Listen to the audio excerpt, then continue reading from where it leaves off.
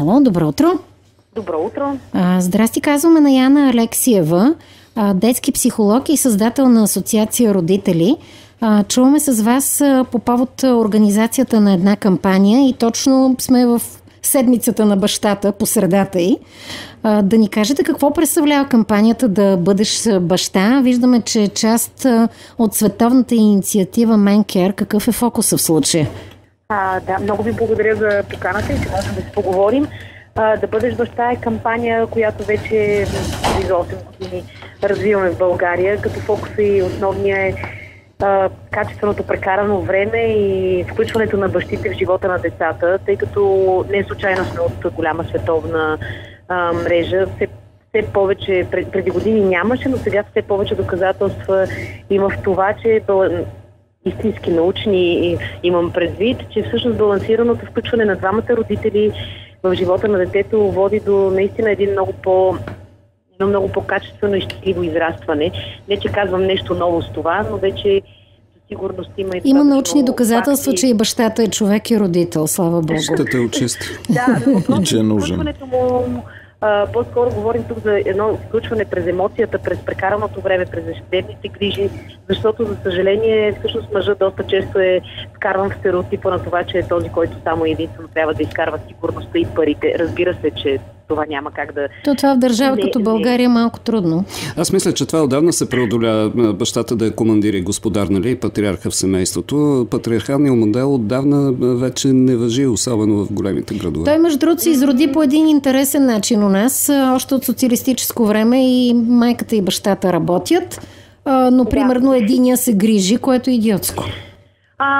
Да, въпросът е, обаче стана това наистина, че всъщност върху жената и върху майката, това не го казвам за да се оплакваме сега, но върху майката останаха много от ежедневните грижи и този модел, всъщност нещо, което ни накара нас да се включим много активно по тази тема с бащите, е, че в България децата много се отглеждат от жени и от женския модел, който всъщност научават, тъй като се раждат в болници с жени, отглеждат се от жени, после учителки ги възпитават.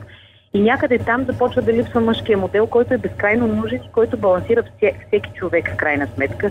Имаме немалък процент деца, които живеят сами, при разделени родители, или пък имаме баща, който работи в чужбина и го няма дълго време. Така че тук е наистина много важно да повдигнем самочувствието и малко да кажем, че бащите са много ценни и важни. Въобще мъжа е много важен в отглеждането на детето. Това значи ли, че накрая ще имаме и ние празник? Смисъл, не само вие на 8 март. Той нашия такъв неглижиран. Виж сега, колкото повече радост има от това, че си баща, толкова повече ще празнуваш. То всъщност се оказа, че напоследък да имате повече празници на бащите, дори се чудим кой пръв да празнуваме.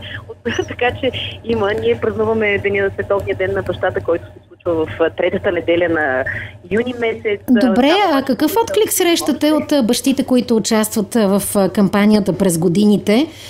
Поне при нас, в нашите акции, които правим, имаме страхотни примери на хора, които звънят, на бащи, които успяват да усетят цялата тая радост, активно да участваш в живота на детето си. Имате и една конкретна инициатива в момента, която е свързана с музика от какво беше домашни подръчни. Да, ритъмът на музика, ритъм.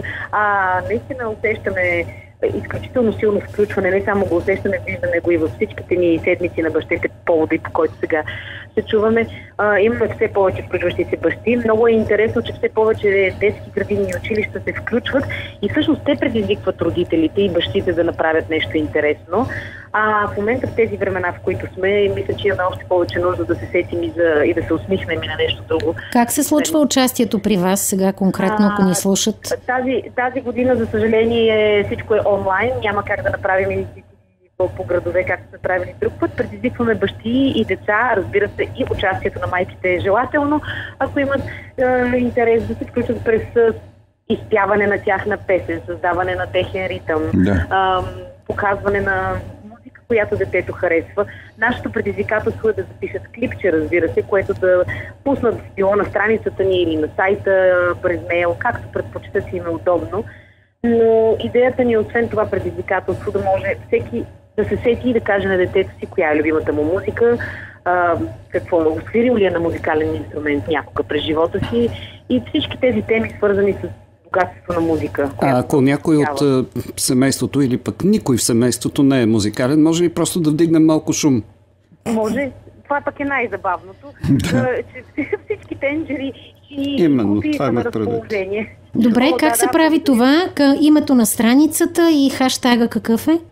Името на страницата е да бъдеш баща и всеки, който влезе на страницата ни, може или да публикува директно в клипчето, или ако му е по-удобно да ни го пусне през съобщенията, за да можем и ние след това да го популяризираме.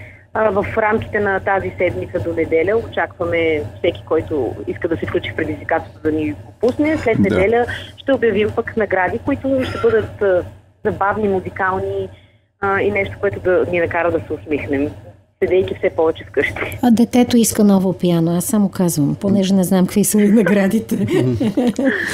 И така, добре. Или нещо за пиано. Да, добре, всичко хубаво и успех да ви пожелаем. Успехи, благодарим. Лек ден.